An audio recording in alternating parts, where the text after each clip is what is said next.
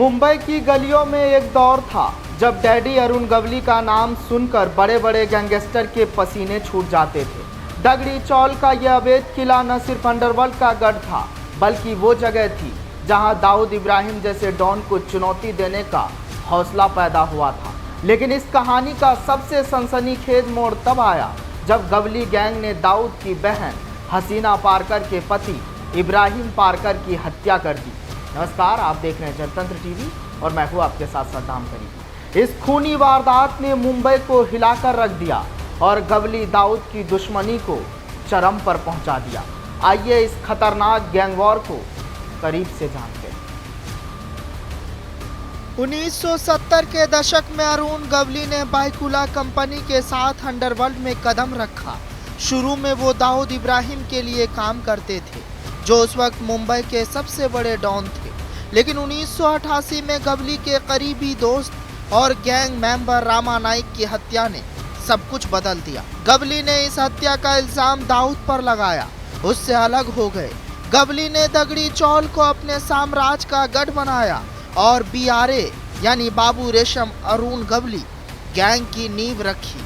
गवली ने न सिर्फ दाऊद के मटका और सट्टा कारोबार को चुनौती दी, बल्कि पारसनाथ पांडे जैसे मटका किंग की हत्या कर अपनी ताकत दिखाई।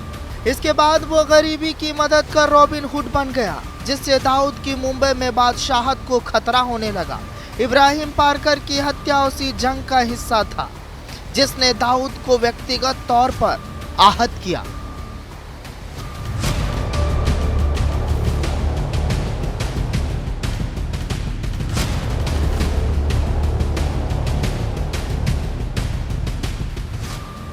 दगड़ी चौल सिर्फ एक जगह नहीं बल्कि गवली का किला थी, जहां उनका हर आदेश कानून माना जाता था। 1980 के दशक में गवली ने इसे अपने गैंग का हेडक्वार्टर बनाया।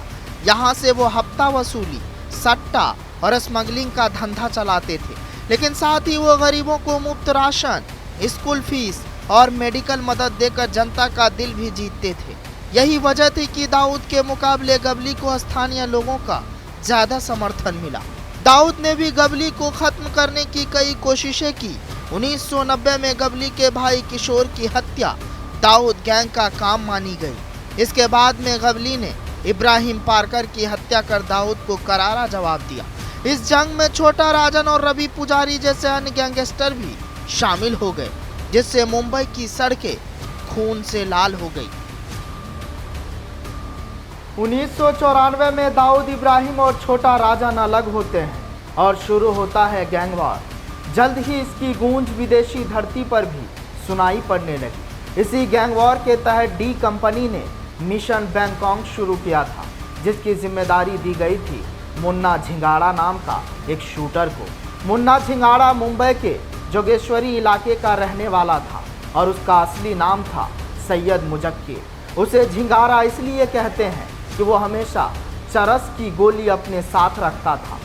चरसी लोगों को मुंबई के चरसी लोगों की जुबान में झिंगारा कहा जाता है। लेकिन कहानी के उस पार दाऊद और अरुण गवली के खूनी खेल का पूरा सच क्या है?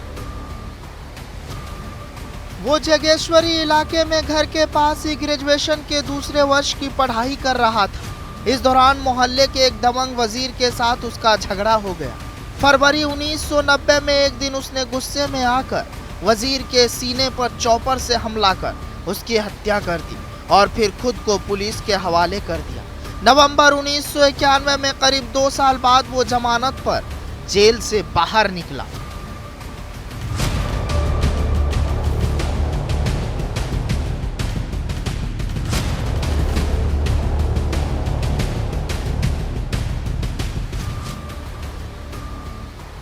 इस खूनी जंग में गवली की सबसे बड़ी ताकत थी उनकी पत्नी आशा गवली, जिनका असली नाम जुबैदा मुजावर था।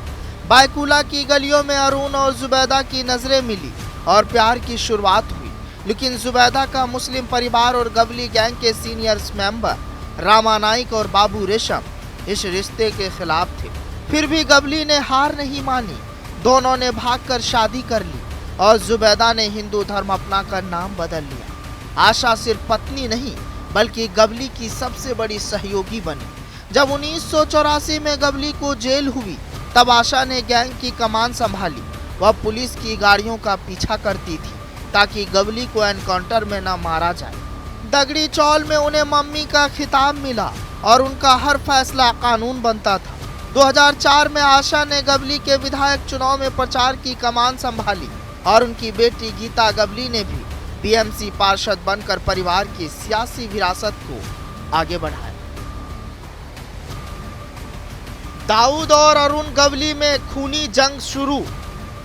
दाऊद की बहन को अरुण ने बनाया था बेवा। 17 साल बाद डैडी की वापसी। दगली चौल गवली का अवैध किला। 1992 में मुंबई के नागपाड़ा इलाके में एक सनसनीखेज वारदात हुई। दाऊद इब्राहिम की बहन हसीना पारकर के पति इब्राहिम पारकर की गवली गैंग ने गोली मारकर हत्या कर दी। इस हत्या में गवली गैंग के 4 गुर्गों श्रीलेश हंडलंकर, विपिन शेरे और 2 अन्य का नाम सामने आया। इब्राहिम की हत्या का कारण था दाऊद और गवली के बीच बढ़ता तनाव। दरअसल गवली ने दाऊद के दबदबे को चुनौती दी थी और मुंबई के अंडरवर्ल्ड में अपनी अलग सत्ता कायम की थी। इस हत्या ने दाऊद को गहरी चोट पहुंचाई क्योंकि हसीना पारकर दाऊद की सबसे करीबी बहन थी और उनके कारोबार में अहम भूमिका निभाती थी।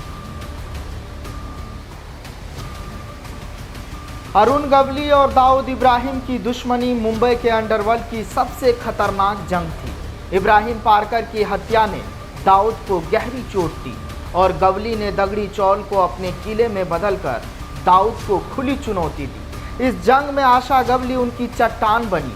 2025 में गवली की रिहाई ने फिर से सवाल उठा दिए। क्या डैडी का दौर लौटेगा या ये सिर्फ इतिहास की कहानी है? फिलहाल इस कहानी में आज के लिए बस इतना ही। जनतंत्र टीवी पर खबरों का सिलसिला जारी रहेगा।